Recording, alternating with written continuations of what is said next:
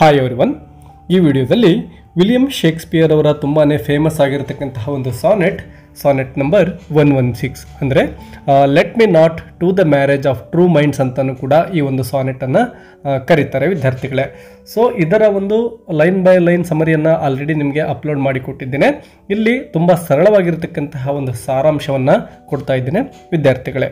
ಬನ್ನಿ ಈ ಒಂದು ಪೋಯಮ್ನ ಸಮರಿಯನ್ನು ನಾವು ಲೈನ್ ಬೈ ಲೈನ್ ಡಿಸ್ಕಷನ್ ಮಾಡ್ತಾ ಹೋಗೋಣ. ತುಂಬಾ simple ಆಗಿರ್ತಕ್ಕಂತಹ ಪಾಯಿಂಟ್ಸ್ಗಳಿದ್ದಾವೆ.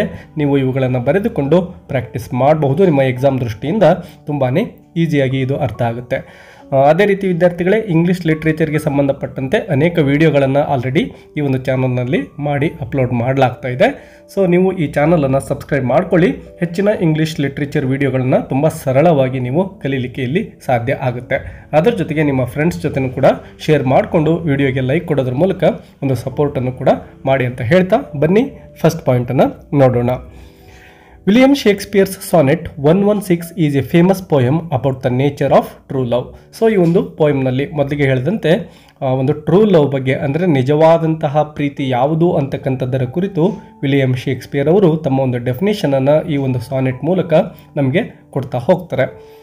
The poet wants to make it clear that genuine love never changes, no matter what happens in life.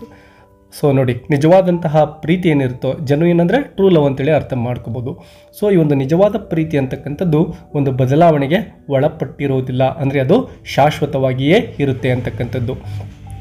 ಜೀವನದಲ್ಲಿ ಏನೆಲ್ಲ ಘಟನೆಗಳು ನಡಿಬಹುದು, ಯಾವುದೇ ಒಂದು ದುರ್ಘಟನೆ ನಡಿಬೋದು ಅಥವಾ ಏನೇ ಒಂದು ತೊಂದರೆ ಆಗ್ಬೋದು, ಹಾಗಿದ್ದರೂ ಕೂಡ ಈ ಒಂದು ನಿಜವಾದ ಪ್ರೀತಿ ಅಂತಕ್ಕಂಥದ್ದು ಬದಲಾವಣೆಗೆ ಒಳಪಡೋದಿಲ್ಲ, ಅದು ಫಿಕ್ಸ್ ಆಗಿರುತ್ತೆ ಅಂತೇಳಿ ಪೊಯೆಟ್ ಅವರು ಹೇಳ್ತಾರೆ. He describes true love as something permanent, guiding and eternal. So ಸಾನೆಟಲ್ಲಿ ಅವರು ಹೇಳ್ತಕ್ಕಂಥದ್ದು ಮತ್ತೊಂದು ವಿಷಯ ಏನಪ್ಪ ಅಂದರೆ ಈ ಟ್ರೂ ಲವ್ ಅಂತಕ್ಕಂಥದ್ದು ಒಂದು ಪರ್ಮನೆಂಟ್ ಆಗಿರ್ತಕ್ಕಂಥದ್ದು, ಅಂದರೆ ಶಾಶ್ವತವಾಗಿರ್ತಕ್ಕಂಥದ್ದು. ಮತ್ತು ಗೈಡಿಂಗ್ ಅಂತ ಹೇಳ್ತಾ ಇದ್ದೇವೆ ನೋಡಿ. ಇಲ್ಲಿ ಗೈಡಿಂಗ್ ಅಂದರೆ ನಮ್ಮ ಲೈಫಲ್ಲಿ ಅದೊಂದು ಮಾರ್ಗದರ್ಶಕನ ರೀತಿಯಲ್ಲಿ ಕೆಲಸವನ್ನು ಮಾಡುತ್ತೆ ನಿಜವಾದ ಪ್ರೀತಿ ಅಂತಕ್ಕಂಥದ್ದು. ಮತ್ತು ಇಟರ್ನಲ್ ಅಂದರೂ ಕೂಡ ಶಾಶ್ವತ ಅಂತಾನೆ. By the end of the poem, Shakespeare confidently declares that if he is wrong about love, then nobody has ever loved at all. ಒಂದು ವೇಳೆ ನಾನು ಹೇಳ್ತಕ್ಕಂಥದ್ದು ಸುಳ್ಳು ಅಂತ ಆದರೆ ಈ ಜಗತ್ತಿನಲ್ಲಿ ನಿಜವಾಗಿಯೂ ಪ್ರೀತಿಸಿದಕ್ಕಂತಹ ವ್ಯಕ್ತಿ ಯಾರೂ ಇಲ್ಲ ಅಂಥೇಳಿ ವಿಲಿಯಂ ಶೇಕ್ಸ್ಪಿಯರ್ ಅವರು ಕೊನೆಯ ಒಂದು ಭಾಗದಲ್ಲಿ ಹೇಳ್ತಾರೆ. The sonnet begins with the poet refusing to accept the idea that love can change. So ಈ ಒಂದು ಪೋಯಮ್ನ ಆರಂಭದಲ್ಲೇ ನಮ್ಮ ಪೊಯೆಟ್ ಏನಂತ ಹೇಳ್ತಾರೆ ಅಂದರೆ ಈ ಪ್ರೀತಿ ಅಂತಕ್ಕಂಥದ್ದು ಬದಲಾವಣೆಗೆ ಒಳಪಡುತ್ತೆ ಅಂತಕ್ಕಂಥದ್ದನ್ನು ಅವರು ತಿರಸ್ಕಾರವನ್ನು ಮಾಡ್ತಾ ಇದ್ದಾರೆ, ಅಂದರೆ ಒಪ್ಕೊಳ್ತಾ ಇಲ್ಲ ಅವರು. ಲವ್ ಅಂತಕ್ಕಂಥದ್ದು ಯಾವತ್ತಿಗೂ ಕೂಡ ಅದು ಬದಲಾಗೋದಿಲ್ಲ, ಒಂದು ವೇಳೆ ಅದು ನಿಜವಾದ ಪ್ರೀತಿ ಆಗಿದ್ರೆ ಅಂತ ಹೇಳ್ತಾ ಇದ್ದಾರೆ. He says that if love is real, it does not bend or break when difficulties rise. ಒಂದು ವೇಳೆ ಪ್ರೀತಿ ನಿಜವಾಗಿಯೂ ಇದ್ದರೆ ಅದು ಯಾವತ್ತಿಗೂ ಕೂಡ ಬೆಂಡ್ ಆಗೋದಾಗಲಿ, ಅಂದರೆ ಬಾಗೋದಾಗಲಿ ಅಥವಾ ಒಡೆದು ಹೋಗೋದಾಗಲಿ ಆಗೋದಿಲ್ಲ. ಯಾವುದೇ ಒಂದು ಡಿಫಿಕಲ್ಟೀಸ್, ಏನೇ ಒಂದು ಸಮಸ್ಯೆಗಳು ಜೀವನದಲ್ಲಿ ಉದ್ಭವ ಆಗಬಹುದು, ಆದರೂ ಕೂಡ ಈ ಒಂದು ಟ್ರೂ ಲವ್ ಅಂತಕ್ಕಂಥದ್ದು it cannot be bend and break ಅಂತ ಹೇಳ್ತಾ ಇದ್ದಾರೆ. Love should not disappear when challenges come. ಅದ್ರ ಜೊತೆಗೆ ಜೀವನದಲ್ಲಿ ಏನಾದರೂ ಒಂದು ಚಾಲೆಂಜಸ್ ಅಥವಾ ಸಮಸ್ಯೆಗಳು ಏನಾದರೂ ಬಂದರೆ ಅದು ಕಣ್ಮರೆ ಆಗೋದಿಲ್ಲ. Nor should it be shaken when people face troubles. ಯಾವುದೇ ಒಂದು ಸಮಸ್ಯೆ ಬಂದರೂ ಕೂಡ ಇದು ಶೇಕ್ ಆಗದೆ ಹಾಗೆ ಇರುತ್ತೆ. If love changes under pressure then it was not true love in the first place. ಒಂದು ವೇಳೆ ಆ ಒಂದು ಪ್ರೆಷರ್ನಿಂದ ಅಂದರೆ ಒತ್ತಡಗಳಿಂದ ಏನಾದರೂ ಪ್ರೀತಿ ಬದಲಾವಣೆಗೆ ಒಳಪಟ್ಟರೆ ಅದು ನಿಜವಾದಂತಹ ಪ್ರೀತಿ ಅಲ್ಲವೇ ಅಲ್ಲ ಅಂತೇಳಿ ಅವರು ಹೇಳ್ತಾ ಇದ್ದಾರೆ.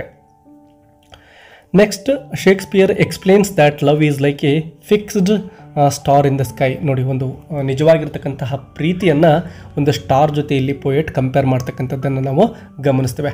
ಅಂದರೆ ನಾರ್ತ್ ಸ್ಟಾರ್ ಅಥವಾ ನಾವು ಧ್ರುವ ನಕ್ಷತ್ರ ಅಂತೇಳಿ ಕನ್ನಡದಲ್ಲಿ ಕರಿತೇವೆ. Sailors use the North Star to guide their ships when they are lost on the sea because the star never moves. ಅಂದರೆ ಹಿಂದಿನ ಕಾಲದಲ್ಲಿ ಸಮುದ್ರಗಳಲ್ಲಿ ಪ್ರಯಾಣವನ್ನು ಮಾಡ್ತಕ್ಕಂತಹ ಸೇಲರ್ಸ್ ಅಂದರೆ ನಾವಿಕರು ಅಂತೇಳಿ. ಸೊ ಆ ನಾವಿಕರು ಸಮುದ್ರದಲ್ಲಿ ಪ್ರಯಾಣವನ್ನು ಮಾಡ್ತಾ ಇರಬೇಕಾದ್ರೆ ಆ ಒಂದು ನಾರ್ತ್ ಸ್ಟಾರ್ ಅಥವಾ ಉತ್ತರ ನಕ್ಷತ್ರ ಅಥವಾ ನಾವು ಧ್ರುವ ನಕ್ಷತ್ರ ಅಂತ ಏನು ಕರಿತೀವೋ ಅದನ್ನೇ ತಮ್ಮ ಒಂದು ದಿಕ್ಸೂಚಿಯಂತೆ ಬಳಸ್ತಾ ಇದ್ರು. ಹಡಗನ್ನು ಯಾವ ಕಡೆ ನಾವು ತೆಗೆದುಕೊಂಡು ಹೋಗಬೇಕು ಅಂತೇಳಿ ಅದನ್ನೇ ನೋಡಿ ಅವರು ಡಿಸೈಡ್ ಮಾಡ್ತಾ ಇದ್ರು. ಸೊ ಅದೊಂದು ಅವರಿಗೆ ಗೈಡ್ ಅಥವಾ ಮಾರ್ಗದರ್ಶಕನ ರೀತಿಯಲ್ಲಿ ಆ ಒಂದು ನಾರ್ತ್ ಸ್ಟಾರ್ ಕೆಲಸವನ್ನು ಮಾಡ್ತಾ ಇತ್ತು.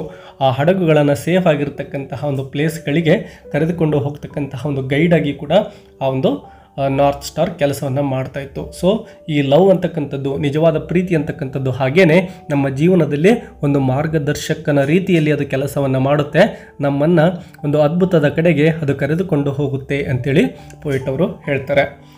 In the same way true love stays firm and reliable. ಆ ರೀತಿ ಅಂದರೆ ಆ ಒಂದು ಉತ್ತರದ ಧ್ರುವ ನಕ್ಷತ್ರ ಯಾವ ರೀತಿ ಯಾವತ್ತಿಗೂ ಕೂಡ ಚೇಂಜ್ ಆಗದೇನೆ ಫಿಕ್ಸ್ ಆಗಿ ಇರುತ್ತೋ ಅದೇ ರೀತಿ ಪ್ರೀತಿ ಅಂತಕ್ಕಂಥದ್ದು ಫರ್ಮ್ ಆಗಿರುತ್ತೆ ಮತ್ತು ಅದನ್ನು ರಿಲಯಬಲ್ ಅಂದರೆ ಅದನ್ನು ನಾವು ನಂಬಿ ಜೀವನವನ್ನು ಮಾಡಬಹುದು. Giving people direction in the stones of life. ಜೀವನದಲ್ಲಿ ಏನೇ ಕಷ್ಟಗಳು ಬಂದರೂ ಅದನ್ನು ಎದುರಿಸಿ ಮುಂದೆ ಸಾಗುವ ರೀತಿಯಲ್ಲಿ ಈ ನಿಜವಾದ ಪ್ರೀತಿ ನೋಡಿಕೊಳ್ಳುತ್ತೆ ಅಂತೇಳಿ ಪೋಯಿಟ್ ಅವರು ಹೇಳ್ತಾ ಇದ್ದಾರೆ ಇಲ್ಲಿ. It may not be easy to measure or fully understand love, but its presence and strength can be felt clearly. ಆ ನಿಜವಾದಂತಹ ಪ್ರೀತಿಯನ್ನು ಮೆಜರ್ ಅಂದರೆ ಅಳತೆ ಮಾಡೋದು, ಅದನ್ನು ಅಳತೆ ಮಾಡಲಿಕ್ಕೆ ಸಾಧ್ಯ ಇಲ್ಲದೆ ಇರಬಹುದು ಅಥವಾ ಅದನ್ನು ಪರಿಪೂರ್ಣವಾಗಿ ಅರ್ಥ ಮಾಡಿಕೊಳ್ಳೋ ಶಕ್ತಿನೂ ಕೂಡ ನಮಗೆ ಇಲ್ಲದೆ ಇರಬಹುದು. ಬಟ್ ಅದರ ಒಂದು ಪ್ರೆಸೆನ್ಸ್ ಏನಿರುತ್ತೋ ಅದು ತುಂಬ ಶಕ್ತಿಯುತವಾಗಿರ್ತಕ್ಕಂಥದ್ದು. ಅದನ್ನು ನಾವು ಅನುಭವಿಸುವುದರ ಮೂಲಕ ನಿಜವಾದ ಪ್ರೀತಿಯನ್ನು ನಾವು ತಿಳಿದುಕೊಳ್ಳಬಹುದು ಅಂತೇಳಿ ಪೋಯಿಟ್ ಅವರು ಹೇಳ್ತಾರೆ ವಿದ್ಯಾರ್ಥಿಗಳೇ. The poet then contrasts love with time. ಮುಂದಿನ ಹಂತದಲ್ಲಿ ನಮ್ಮ ಪೋಯೆಟ್ ಏನು ಮಾಡ್ತಾರೆ, ಆ ಒಂದು ಪ್ರೀತಿಯನ್ನು ಸಮಯದ ಜೊತೆ ಹೋಲಿಕೆ ಮಾಡ್ತಾ ಇದ್ದಾರೆ. ಯಾವ ರೀತಿ ಆ ಸಮಯಕ್ಕೆ ಭಿನ್ನವಾಗಿರ್ತಕ್ಕಂಥದ್ದು ನಿಜವಾಗಿರ್ತಕ್ಕಂತಹ ಪ್ರೀತಿ ಅಂತ ಹೇಳ್ತಾರೆ. ಯಾಕೆಂದರೆ ನೋಡಿ, ಸಮಯ ಅಂತಕ್ಕಂಥದ್ದು ಬದಲಾಗ್ತಾ ಹೋಗುತ್ತೆ, ಬಟ್ ಪ್ರೀತಿ ಅಂತಕ್ಕಂಥದ್ದು ಹಾಗಲ್ಲ, ಅದು ಶಾಶ್ವತವಾಗಿರುತ್ತೆ. ಸೊ ಈ ರೀತಿಯಾಗಿರ್ತಕ್ಕಂತಹ ವ್ಯತ್ಯಾಸವನ್ನು ಅವರು ಇಲ್ಲಿ ಡಿಸ್ಕಷನ್ ಮಾಡ್ತಾರೆ. Time has power over human life. So ಸಮಯ ಅಂತಕ್ಕಂಥದ್ದು ಮನುಷ್ಯನ ಮೇಲೆ ತನ್ನ ಒಂದು ಶಕ್ತಿಯನ್ನು ಸಾಧಿಸುತ್ತೆ, ಒಂದು ಹಿಡಿತವನ್ನು ಹೊಂದಿರುತ್ತೆ. It makes people grow old. ಯಾಕೆಂದ್ರೆ ನೋಡಿ, ಸಮಯ ಕಳೆದಂತೆ ನಾವೆಲ್ಲ ಏನಾಗ್ತೇವೆ, ಓಲ್ಡ್, ವಯಸ್ಸಾಗ್ತಾ ಹೋಗುತ್ತೆ, ಮುದುಕರಾಗ್ತಾ ಹೋಗ್ತೇವೆ, ಮತ್ತು ವೀಕ್ ಅಂದರೆ ದುರ್ಬಲರಾಗ್ತಾ ಹೋಗ್ತೇವೆ. ನಾವು ಯುವಕರಿದ್ದಾಗ ಏನೆಲ್ಲ ಶಕ್ತಿಯನ್ನು ಹೊಂದಿರ್ತೀವೋ ವಯಸ್ಸಾಗ್ತಾ ನಾವು ಆ ಶಕ್ತಿಯನ್ನು ಕಳೆದುಕೊಂಡು ದುರ್ಬಲರಾಗ್ತೇವೆ. And eventually dye. ಕೊನೆಗೆ ನಮ್ಮ ಯೌವನವನ್ನು ಕಳೆದುಕೊಳ್ತೇವೆ, ಆಯಸ್ಸನ್ನು ಕಳೆದುಕೊಳ್ತೇವೆ, ನಾವೆಲ್ಲರೂ ಕೂಡ ಸತ್ತು ಹೋಗಿಬಿಡ್ತೇವೆ. ಸೊ ಈ ರೀತಿ ನಾವು ಸಮಯಕ್ಕೆ ಸಿಲುಕಿ ಸಾವಿನೆಡೆಗೆ ಅಂದರೆ ಮುಪ್ಪಾಗ್ತಾ ಸಾವಿನೆಡೆಗೆ ಸಾಕ್ತೇವೆ. Beauty fades. ಮತ್ತು ಸೌಂದರ್ಯ ಅಂತಕ್ಕಂಥದ್ದು ಏನಿರುತ್ತೋ ಫೇಡ್ ಅಂದರೆ ಮಾಸುವುದು ಅಂಥೇಳಿ. ಸೊ ಯುವಕರಾಗಿದ್ದಾಗ ಇರತಕ್ಕಂತಹ ಬ್ಯೂಟಿ ವಯಸ್ಸಾಗ್ತಾ ಇರೋದಿಲ್ಲ. Youth disappears. ನಮ್ಮ ಯೌವನವು ಕೂಡ ಕಣ್ಮರೆ ಆಗ್ತಾ ಹೋಗುತ್ತೆ. And even strong people become fragile as the years pass. ಎಷ್ಟೇ ಶಕ್ತಿಶಾಲಿಯಾಗಿರ್ತಕ್ಕಂತಹ ವ್ಯಕ್ತಿಯಾಗಿದ್ದರೂ ಕೂಡ ಈ ಒಂದು ಸಮಯ ಅಂತಕ್ಕಂಥದ್ದಕ್ಕೆ ಸಿಲುಕಿಬಿಟ್ಟು ಅವರು ಕೂಡ ವೀಕ್ ಆಗ್ತಾ ಹೋಗ್ತಾರೆ. But true love is not controlled by time.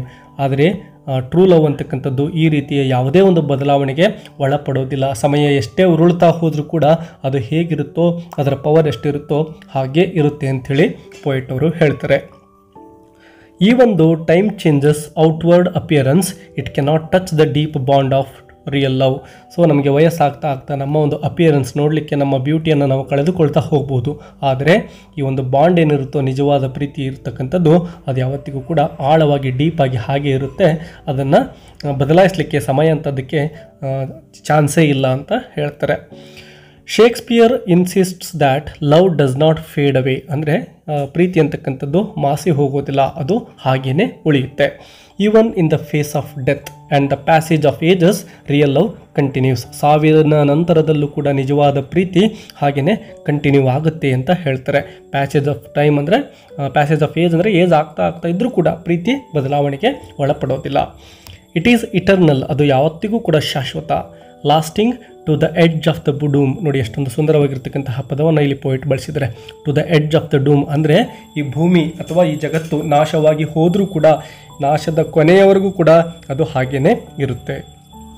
Meaning until the end of the time. End of time ಅಂದರೆ ಜಗತ್ತಿನ ಕೊನೆಯ ಸಮಯದವರೆಗೂ ಕೂಡ ಹಾಗೆ ಶಾಶ್ವತವಾಗಿರುತ್ತೆ ಅಂಥೇಳಿ.